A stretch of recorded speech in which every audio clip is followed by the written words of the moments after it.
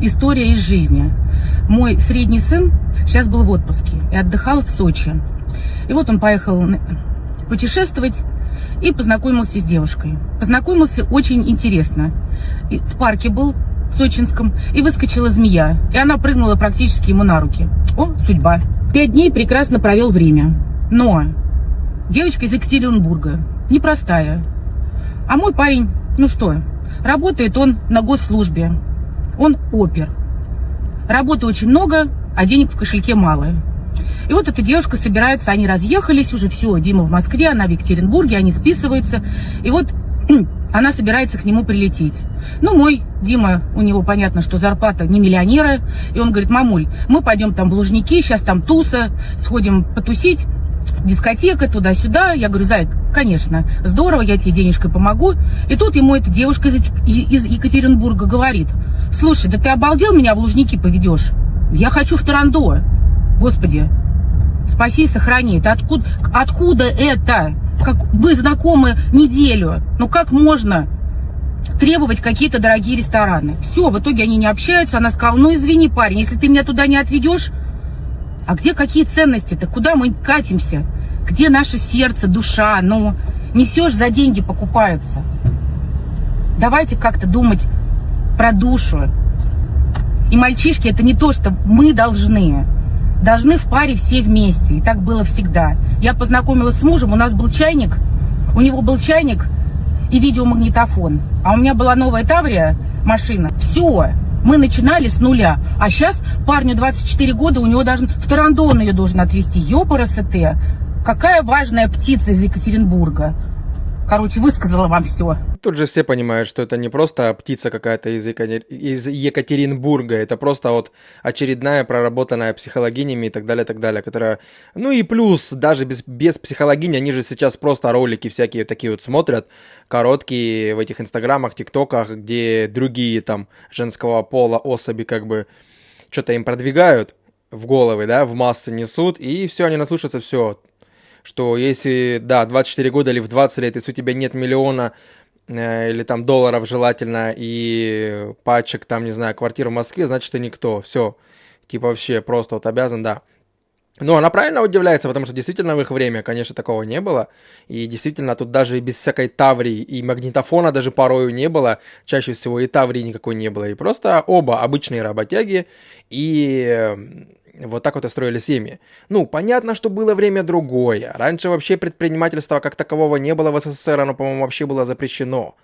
И даже кто-то, если в голове мечтал что-то продавать, покупать, то нельзя было просто так это взять и сделать, как сейчас. Любой может и в интернете что-то замутить, заработать, и там какой-то очередной магазин открыть, ну или что-то. Короче, сейчас возможностей полно, бери и делай, ну если с головой подходить.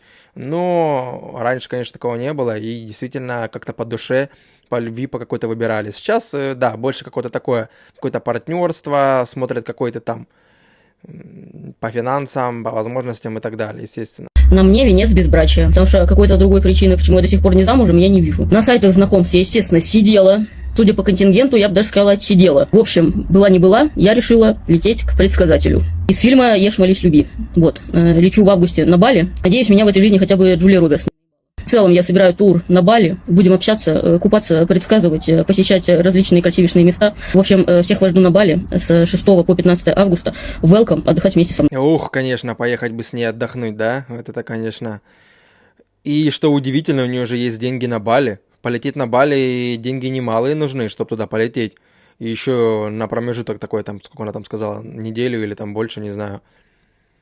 Ну да, а так, вот это вот все, что она сказала, там, вот эти вот предсказатели, вся фигня, это, конечно, это все бред, это все просто, ну, такое официальное, можно сказать, мошенничество какое-то, в которое люди просто верят, а те, кто просто верой людей пользуются. Был вчера на свидании, и Заюшка говорит: не поможешь ли ты мне хату оплатить? Говорит, там немного, всего лишь $1800, я что-то работу не могу найти. Говорит, хожу на собеседование и чувствую, ох, блядь, сейчас не возьму, чувствую, говорит, что ну не мое это. Как-то как будто, ну, не работается, коллектив не то, чувствует. Не, я ее понимаю. Ну, чувствует девочка, что, ну, не хочется ей работать. Тем более, ну, такая жара, говорит, то там, то на улице не то кондиционер слишком сильно палит. то коллектив не тот, ну понимаю ее, все же хотят, ну, жить красиво, хорошо. Я вот с утра сегодня, ну, так чувствую, что хочу в 35 градусов жары, где-то под 40. Чувствую, хочу по крышам тут лазить. Ну, такое чувство у меня имеется, что хочу вот так вот брать эту пилу, сейчас резать, тут чуть-чуть пару саморезов крутить туда-сюда, лазить по вот этим крышам.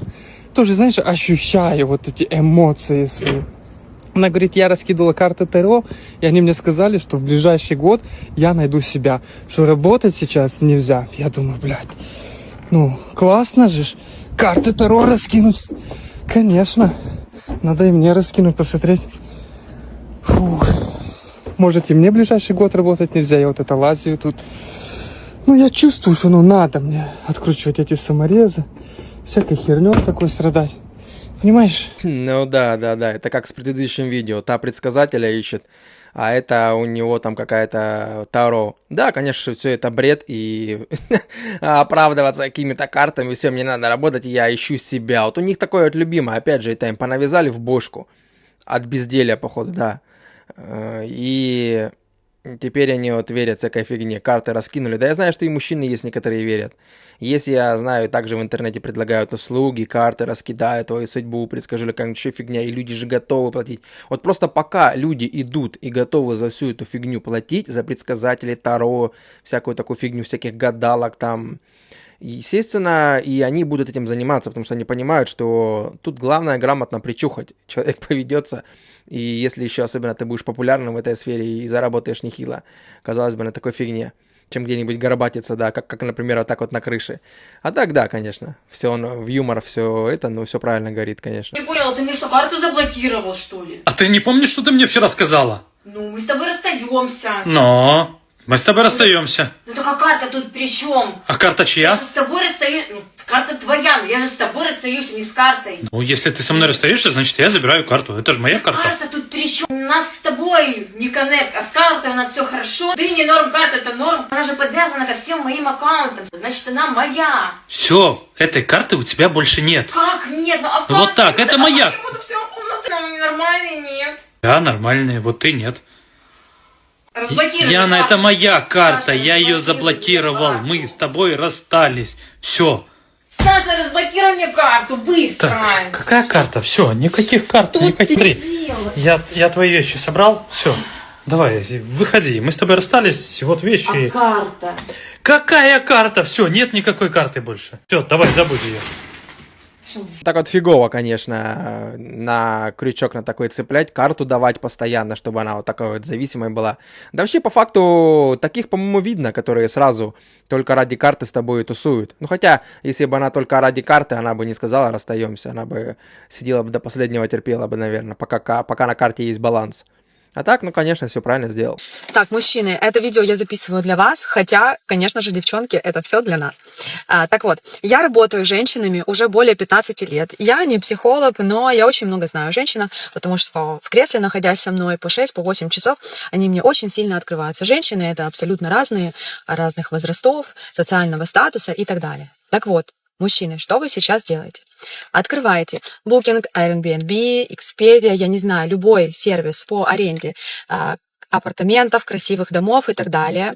Арендуете на 2 дня шикарный дом или апартаменты с видом на море, а может быть с видом на озеро, а может быть в горах. Я не знаю, это вы должны понять, где больше всего понравится находиться вашей возлюбленной.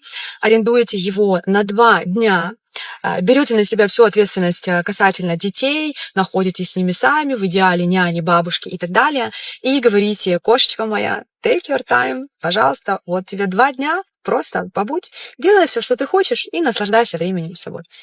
Но вишенка на торте: вечером 2-го дня вы, конечно же, приезжаете к ней. Она такая вся отдохнувшая, соединившаяся с собой, и, что очень важно, невероятно благодарна вам за такой шикарный жест. Ну, а дальше как бы серьезные взрослые дела намечаются, потому что как бы эти дети, комнаты соседние, вот этот весь детский сад, да, мы можем оставить, это вообще база, чтобы так находиться. Вот, поэтому, пожалуйста, давайте сейчас делайте это, и да будет вам счастье в ваших союзах. Ага, да, аж побежали, тапки слетают, да, арендовать, да, самые дорогие апартаменты и свою возлюбленную на 2 дня. Ну, это скорее имеется в виду, да, когда с детьми устала. Ну, она, в принципе, так и говорит, там, если детей, бабушки, там, няням, кому-нибудь, и просто ей дать отдохнуть в таких вот каких-то там шикарных движениях. Ну да. Не, ну кто себе может это позволить, может быть, он готов реально сделать такой жест. Но вообще по логике вещей, ну такое себе.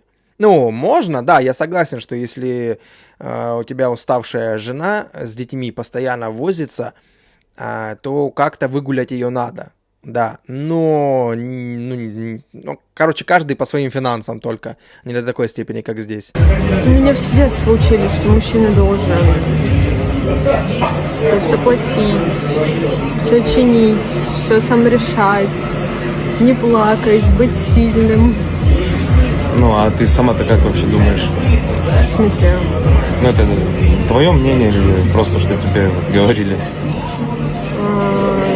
Слушай, мне как-то все детство это внушали, и даже никто не спрашивал, чего я сама хочу. Так, а может, проблема не в мужчинах и не в женщинах, да?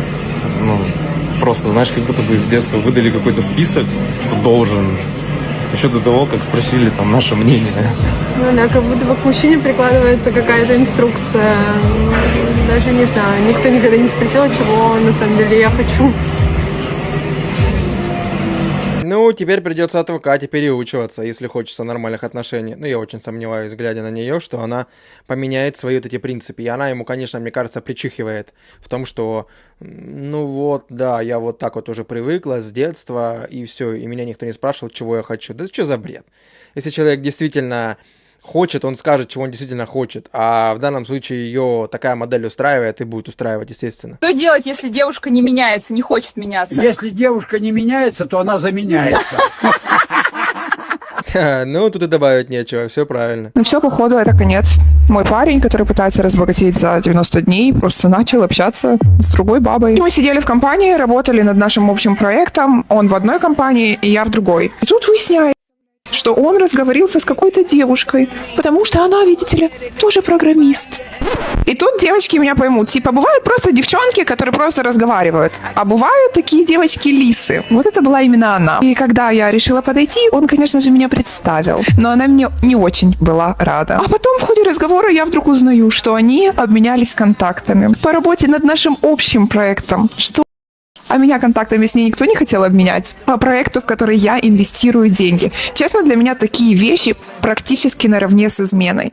И поэтому сегодня я съехала к подруге, и я сейчас у нее. Как вы думаете, это жесткий red flag или я перегибаю? Пишите в комментариях. Думаю, этот паренек наоборот обрадовался и пошел на свиданку, наверное, с вот этой, которая, возможно, более какая-то адекватная, более добрая, и не будет ждать, пока он там за 90 дней разбогатеет. Вот и все. Ну, съехал до подруги, ну и счастливого пути называется. И, как говорят, мусора вынес себя сам.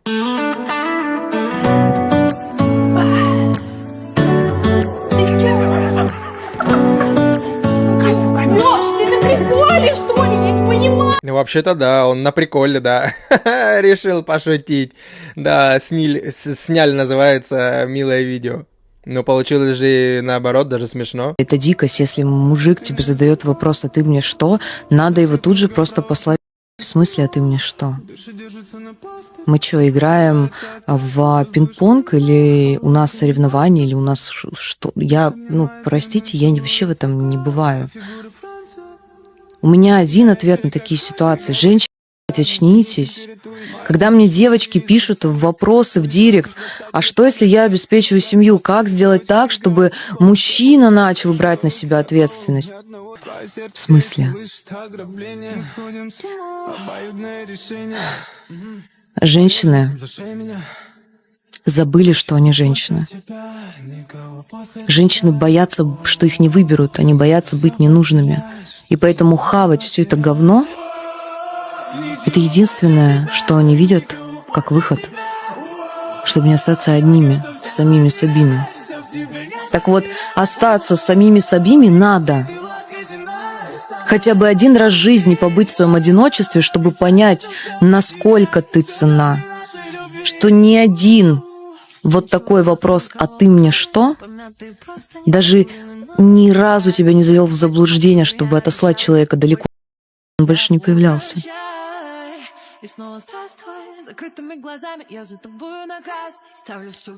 Зачем породистой, вкусной, сексуальной женщине мальчики-одуванчики? Просто там не бывать, все. Это не надо решать. Ага, да, породисты сексуальные, да. До поры до времени. Еще немножечко пройдет времени, вся сморщишься, и никому ты вообще не обосрешься. Ну, кроме дедов каких-нибудь. Да и все, потому что у них временная красота, а мужчины могут буквально чуть ли не до смерти затыкивать женский пол. И молоденьких, особенно если у них статус такой хороший позволяет, а они так не могут. Потому что, да, есть, конечно, безумные молодые парни, которые хотят постарше, любители. Как типа Галкин с Пугачевой. Ну, каждому свое. Никого не осуждаю. А так вот же, это же вот такие вот, мне кажется, подобные сидят и вот так вот с серьезными вещами, раз ей пишут, как она говорит, директ, значит, она какая-то, я не знаю, кто если знает ее лицо, напишите в комментариях, кто это такая, чем она популярна. Но мне кажется, что она имеет какие-то свои, не знаю, курсы, что-то втюхивает, продает, раз ей пишут и спрашивают, какие-то консультации имеет, какая-то она там якобы мега проработанная и якобы мега знающая. Она опять же рассказывает свою тупо картину мира, как хочет она. Она вот не хочет, чтобы мужчина ей задавал такой вопрос, а ты мне что? Хотя это адекватный вопрос. Особенно если это партнерские отношения, а они же сейчас по большей части хотят партнерских отношений, только они сами этого не признают, потому что они говорят, давай 50 на 50 там, готовим, убираем, что-то еще делаем, и причем еще твои деньги это наши деньги, а мои это мои, или что-нибудь такое начинают втюхивать. Ну, короче, бред полный несут, что какие-то партнерские, полупартнерские, то есть они хотят там, где выгодно для них, окей, соглашаюсь с тобой, там, где невыгодно, нет. Давай 50 на 50 или что-нибудь такое. Ну или, короче. Женщины стали массово отказываться от отношений с мужчинами. И нет, не потому что они хотят миллионеров, как думают некоторые мужчины. На самом деле дело немножко глубже, обстоятельнее и объемнее, скажем так. Женщины реально раньше, там вот поколение 80-х, 90-х женщины, они точно были обуреваемы этим страхом. Они жили этим страхом одиночества, страхом, что они не справятся в одиночку, им обязательно нужен мужчина хоть какой-нибудь. У них не было никаких требований к мужчине, лишь бы был и хорошо. И, в принципе, так женщины всегда и выбирали.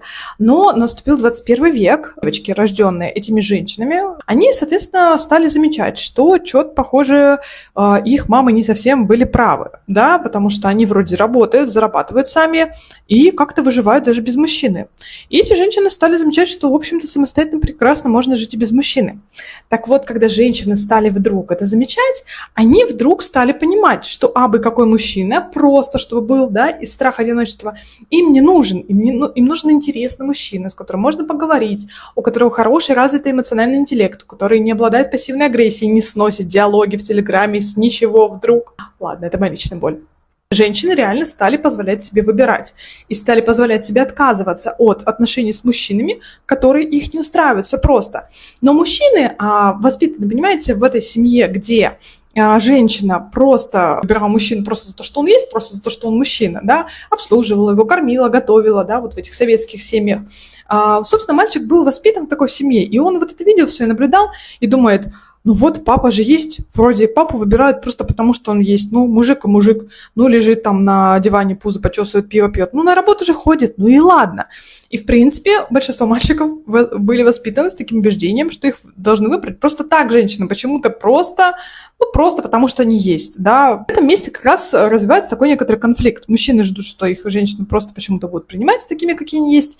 Но видите, что, так уже не получится, потому что женщины больше не боятся одиночества. Раньше-то они боялись, и раньше готовы были принимать мужчин любых абсолютно, а сейчас нет. И поэтому умные мужчины, они, понимаете, стали развиваться, что-то в осознанность какую-то включать, да, учиться общаться, учиться эмоциональному интеллекту, учиться понимать женщину, учиться понимать, в конце концов, себя и свои чувства. Мужчины, которые не, ну, скажем так, не очень умные, да, они просто продолжают себе объяснять нежелание строить с ними отношения женщин тем, что просто женщинам нужны миллионеры. Женщинам не нужны миллионеры, женщинам нужны просто осознанные, знаете, мужчины, с которыми можно строить классные, хорошие отношения. Если мужчина еще и миллионы при этом будет зарабатывать, окей, я, например, не против. Но если он не будет зарабатывать этих миллионов, то, в принципе, это и не нужно. И это, правда, не то, что нужно женщинам, так что, мужчины, Вы ошибались. Ай, какой же бред, как говорится, выкакала, ё-моё, за СССР снова вспомнила, да-да-да, такого бреда она говорила. И опять же она выразила свою точку зрения. Вот конкретно ей подошел бы вот такой партнер. Ну, поэтому она и говорит, что в целом, если у тебя нет миллионов, и ты вот такой вот, как она описала, ну, тогда мне было бы окей. Ну, а если плюс миллион, ну, вообще было бы еще лучше. Но с чего она взяла, что модель была семьи вот такая вот у всех, у всего СССР, блин? Что вот сидела там женщина, девушка, а там страдала. Потом такая, блин, мне бы хотя бы кого-нибудь. Да ну нет, конечно, и по любви, многие. Люди были другие. Причем тут, блин, 21 век, и они начали осознавать, блин, что вот, нафиг нам мужчины, мы же сами можем там реализовываться, мы же сами можем там зарабатывать и так далее. Да нет, блин. Дело не в этом, что они боялись, что они одни останутся. Да все там впахивали раньше на заводах.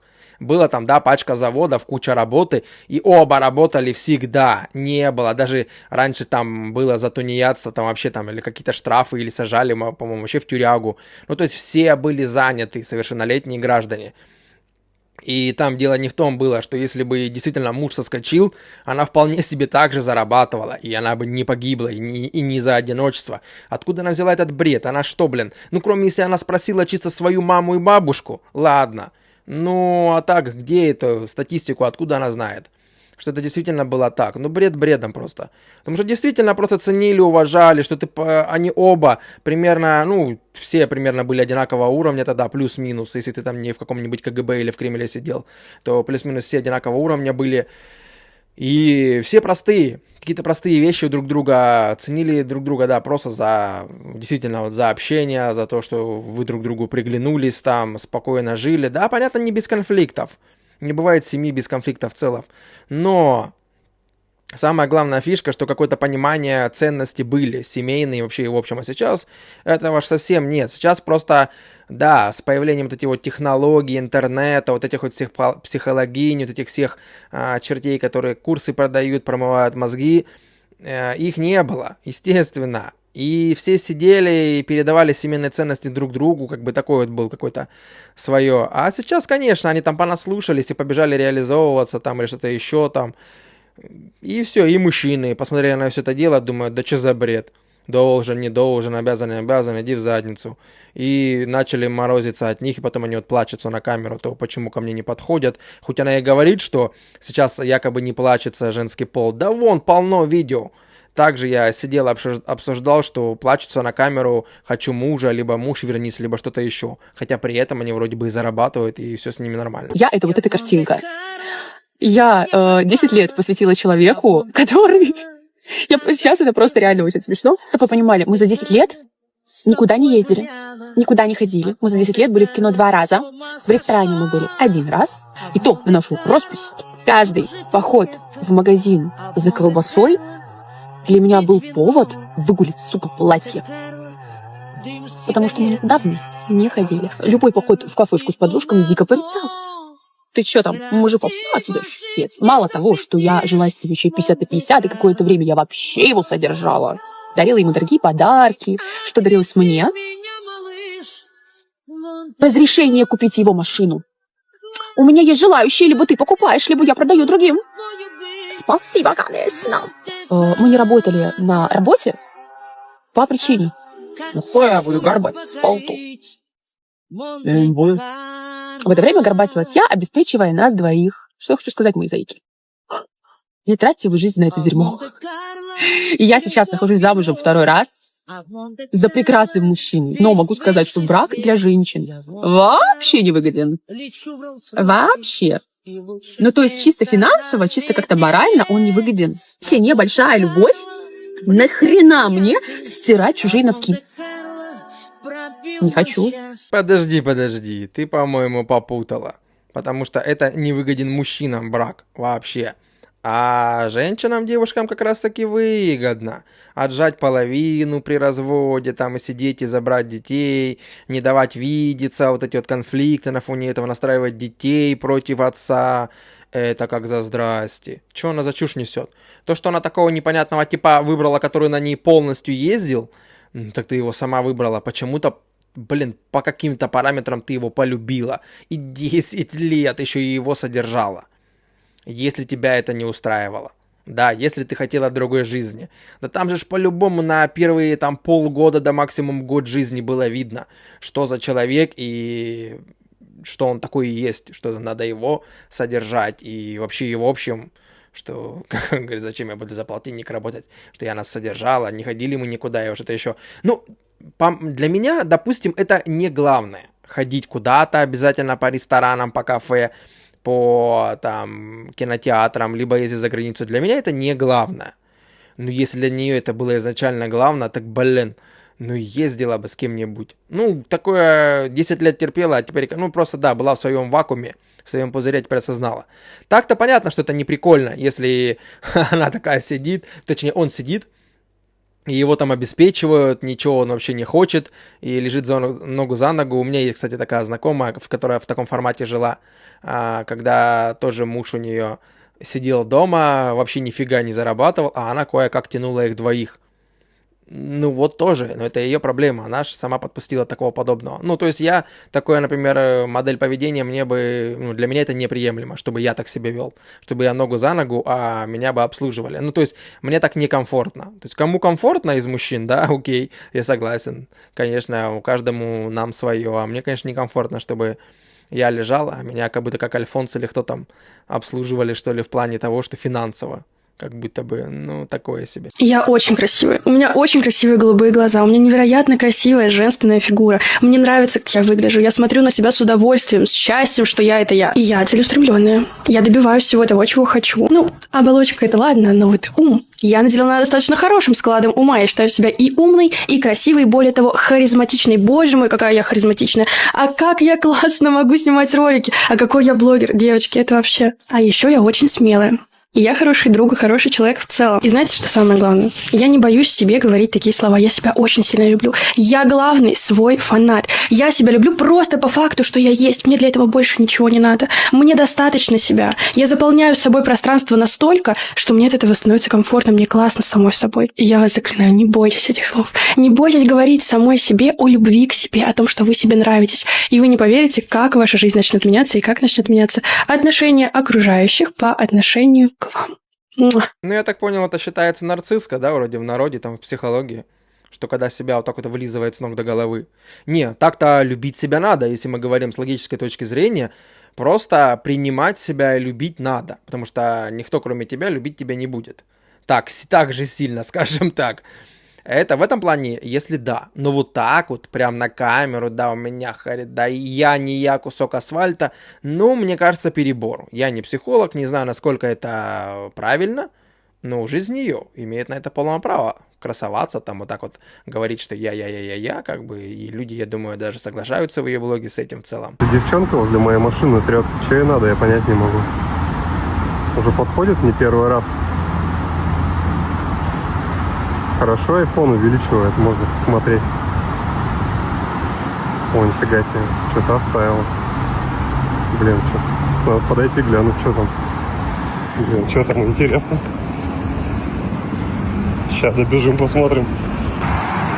Так. Что, номер, что ли, оставила или что?